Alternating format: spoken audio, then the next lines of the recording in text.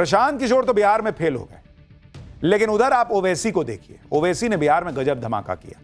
आगे क्या खेल करने वाले हैं इसके बारे में बताऊंगा, लेकिन ओवैसी ने बिहार में शानदार प्रदर्शन किया। ओवैसी को बिहार में सारे नेता खारिज कर रहे थे, लेकिन ओवैसी ने बिहार की 5 सीटों पर जीत हासिल की। बिहार में धमाका करने के बाद ओवैसी ने अब असम पर फोकस कर दिया है। खबर है कि ओवैसी की पार्टी असम में चुनाव लड़ने की तैयारी कर रही है। असम की AIUDF ने ओवैसी से गठबंधन का प्रस्ताव दिया है। बदरुद्दीन अजमल की AIUDF का मुस्लिम सीटों पर प्रभाव है, यानी बिहार में धमाकेदार प्रदर्शन के बाद ओवैसी की डिमांड बढ़ गई है। असम के बदरुद्दीन अजमल जैसे नेता गठबंधन का प्रस्ताव दे रहे हैं और यह कांग्रेस के लिए मुश्किल खड़ी कर सकता है। असम में ओवैसी क्यों बड़ा फैक्टर हो सकते हैं वो भी आपको बताता हूं। असम में 2011 की जनसंख्या के मुताबिक, जनगणना के मुताबिक करीब 35% आबादी मुस्लिम है। असम की कुल 126 सीटों में से 33 सीटों पर मुस्लिम आबादी हिंदुओं से भी ज्यादा है। 2021 के AIUDF और कांग्रेस के गठबंधन ने चुनाव लड़ा। कांग्रेस AIUDF वाले गठबंधन को असम में कुल 81% मुसलमानों का वोट मिला। उसके बाद भी गठबंधन को 126 में 50 सीटें ही मिल पाई। अगर इस बार ओवैसी की पार्टी असम में चुनाव लड़ती है तो इससे कांग्रेस की मुश्किल और बढ़ जाएगी, क्योंकि 2021 में 95 सीट पर चुनाव लड़ी थी कांग्रेस और मात्र 29 जीत पाई थी, जबकि 2021 में AIUDF ने 20 सीट पर चुनाव लड़ा था और 16 सीट जीती थी। इसी वजह से AIUDF इस बार ओवैसी की पार्टी को गठबंधन का प्रस्ताव दे रही है। यानी अगर ओवैसी उतर गए असम चुनाव में तो राहुल गांधी के हार की सेंचुरी के लिए एक और रन बन जाएगा, लेकिन वो तो आगे की बात है। देखिए क्या होता है। राहुल गांधी के लिए ओवैसी खतरा है, ओवैसी के लिए अखिलेश के लिए है, ममता के लिए बंगाल में है, ये तो वक्त तय करेगा।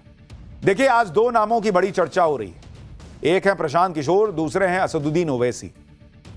दोनों पर बी टीम होने का आरोप लगता है।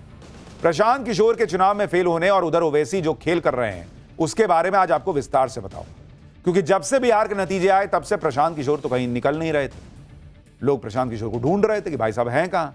आज 5 दिन बाद जब वो सामने आए तो जवाब देते नहीं बन रहा था उनसे, क्योंकि ये वही प्रशांत किशोर हैं जिन्होंने कसम खाई थी कि अगर बिहार में नीतीश कुमार को 25 से ज्यादा सीट आ गई तो राजनीति छोड़ दूंगा। प्रशांत किशोर ने इस तरह की बातें तो बहुत बड़ी बड़ी कर दी, फेंक दिए लंबा लंबा।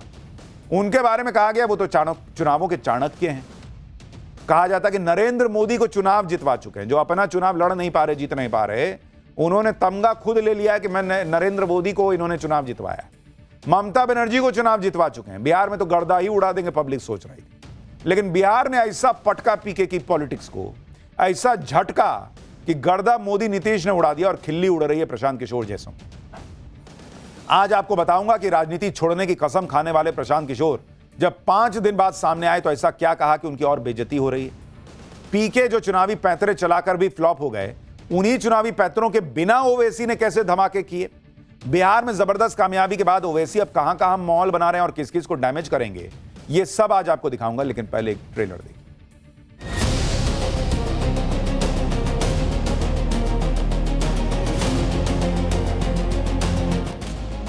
हम लोगों से जरूर कुछ गलती हुई होगी। तुम्हारे जैसे लोगों को तो उंगलियों में खेल लूंगा इंशाअल्लाह ताला।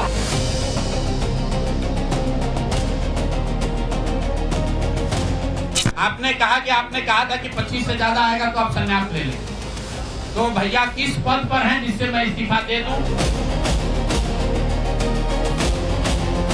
25 सीट की बात है, बिल्कुल 25 सीट से ज्यादा नीतीश कुमार को ना आना चाहिए था, ना आता।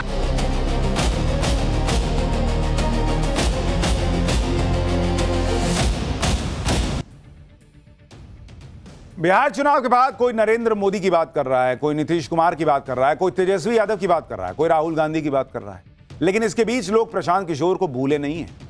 लोग प्रशांत किशोर को खोज रहे थे, क्योंकि ये प्रशांत किशोर ही थे जिन्होंने बिहार चुनाव पर बड़े बड़े दावे ठोक दिए थे।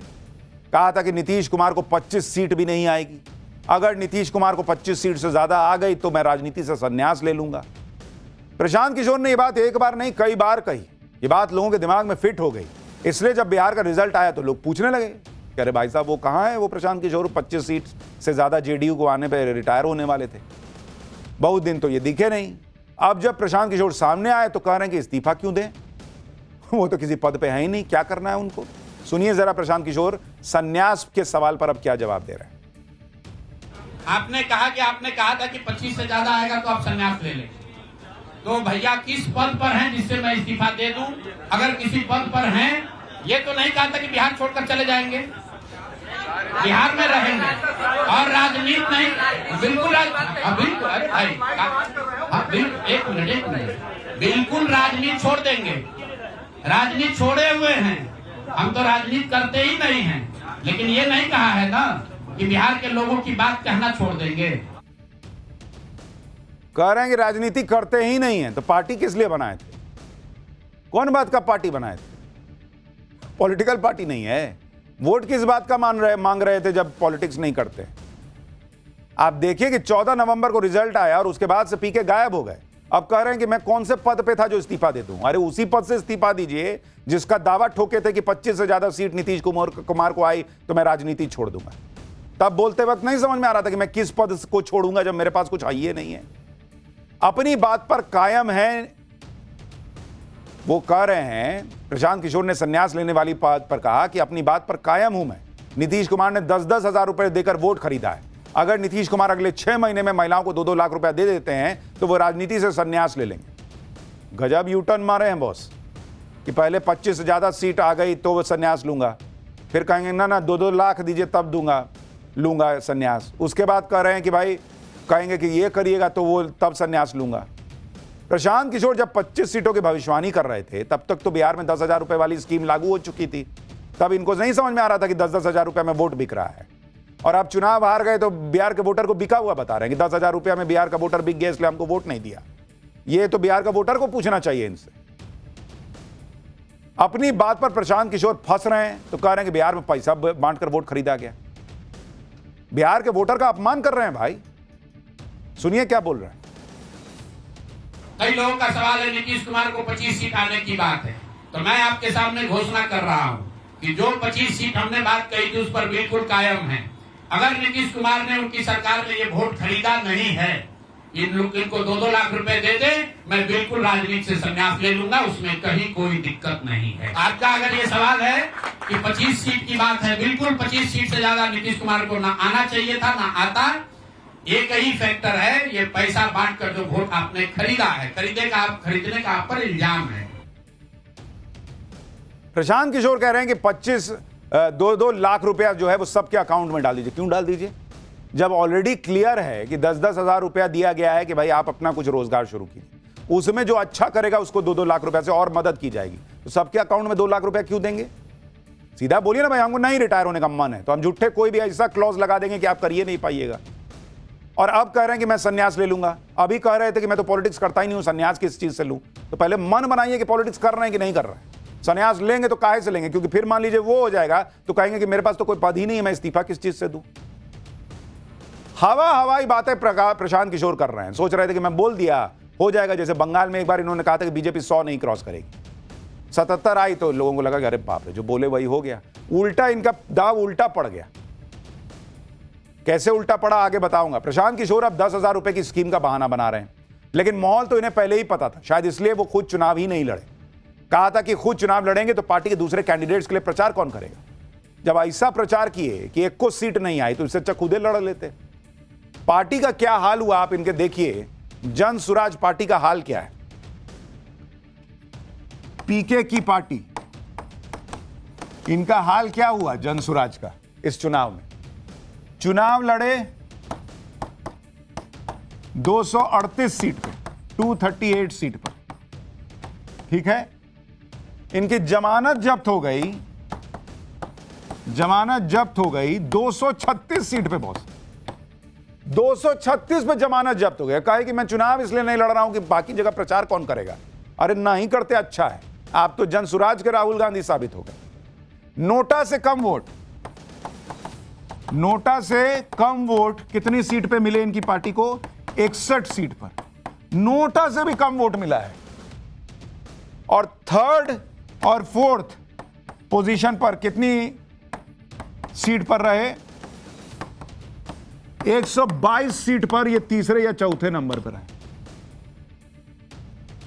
प्रशांत किशोर पहले तो बातें ऐसी कर रहे थे जैसे चुनाव में को उनसे अच्छा कोई समझता नहीं, बिहार को उनसे अच्छा कोई समझ नहीं सकता। लेकिन ब्लंडर तो खुद कर दिए जब उन्होंने ये चैलेंज दिया कि भाई नीतीश कुमार को 25 से ज्यादा सीट नहीं आएगी वरना मैं संन्यास ले लूंगा। तो उन्होंने नीतीश कुमार का कार्डर, उनका वोटर दोनों मोबिलाइज कर दिया। कार्डर वोटर बाहर आ गया कि अरे मेरे नेता को लग रहा है सीट नहीं आ रही है, और भर भर के निकला वोट देने के लिए, तो उन्होंने और अपना नुकसान कर लिया। यही इनकी राजनीतिक समझ है। अब नतीजों के बाद प्रशांत किशोर मानने की गलती हो गई। सुनिए प्रशांत किशोर को। हम लोग बिहार आज से 3.5 साल पहले व्यवस्था परिवर्तन के संकल्प से आए थे। एक ईमानदार प्रयास किया है और उसमें बिल्कुल सफलता नहीं मिली। ये मानने में कोई गुरेज नहीं है। व्यवस्था परिवर्तन की बात तो छोड़िए, सत्ता परिवर्तन भी हम लोग नहीं करा सके। तो हम लोगों से जरूर कुछ गलती हुई होगी। हम लोग के प्रयास में, हम लोग के सोच में, हम लोग के बताने के तरीके में जरूर कुछ गलती रही होगी कि जनता ने हम लोग को नहीं चुना है। प्रशांत किशोर ने अपनी सियासी मार्केटिंग शानदार इलेक्शन मैनेजर के तौर पर की। पीके ने कई पार्टियों के लिए इलेक्शन स्ट्रैटेजी बनाई और उसमें सफलता भी मिली। लेकिन पीके ये भूल गए कि जिन नेताओं को अपनी रणनीति की मदद से जितवाया उन्होंने दावा किया, वो सारे नेता पहले से स्थापित थे। पीके होते ना होते वो नेता चुनाव जरूर जीतते। मतलब अगर आप कायदे से देखिए तो प्रशांत किशोर का सबसे बड़ा टैलेंट ये है कि वो जीत रहे आदमी को यकीन दिला देते हैं कि मेरे गाड़ी पर नहीं बैठे तो हार जाओगे, मेरे से मदद नहीं लिए तो हार जाओगे। ये उनका टैलेंट है सबसे बड़ा। आप देखिए प्रशांत किशोर ने 2012 में गुजरात में बीजेपी के लिए रणनीति बनाई। गुजरात में नरेंद्र मोदी पहले से मुख्यमंत्री थे, गुजरात मॉडल का डंका देश में बज रहा था, लेकिन ऐसा माहौल बना दिया जैसे मोदी को उन्होंने जिताया। फिर 2014 के लोकसभा चुनाव में बीजेपी के लिए रणनीति बनाई। उससे उस समय नरेंद्र मोदी की लोकप्रियता शिखर पे थी। यूपीए को लेकर भयंकर नाराजगी थी। लोग नरेंद्र मोदी को विकल्प देख रहे थे। ऐसा लगता है जैसे इन्होंने न किया होता तो नरेंद्र मोदी न जीतते। भाई उसके बाद तो आप नहीं किए, तो मोदी 2014 के बाद भी पीएम बन न गए 19 में 24 में। लेकिन अब माहौल ऐसा है कि जैसे इन्होंने नरेंद्र मोदी को जिता दिया।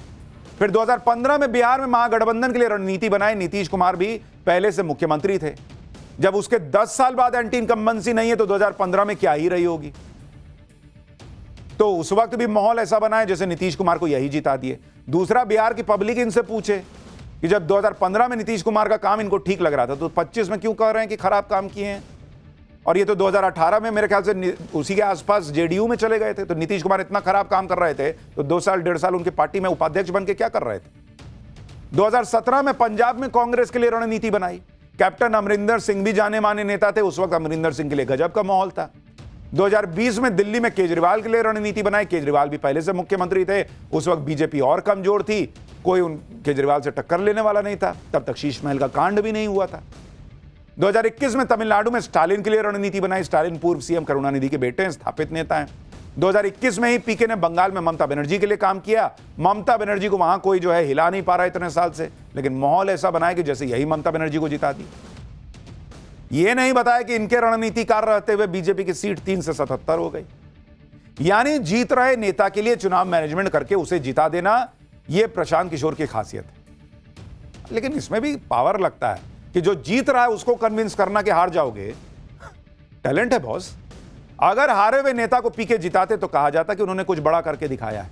यही वजह है कि जब खुद चुनाव लड़े तो सारा इलेक्शन मैनेजमेंट धरा का धरा रह गया। और जब भाई कह रहे हैं कि हम बहुत बड़े चुनाव का मैनेजमेंट देखने वाले हैं, 2017 में राहुल गांधी और अखिलेश यादव का कैंपेन छुए थे, आधे में छोड़ के भाग गए थे। काहे ने राहुल गांधी को जिता के दिखा पाए। लेकिन मैनेजमेंट है बॉस, मैं बहुत अद्भुत हूं।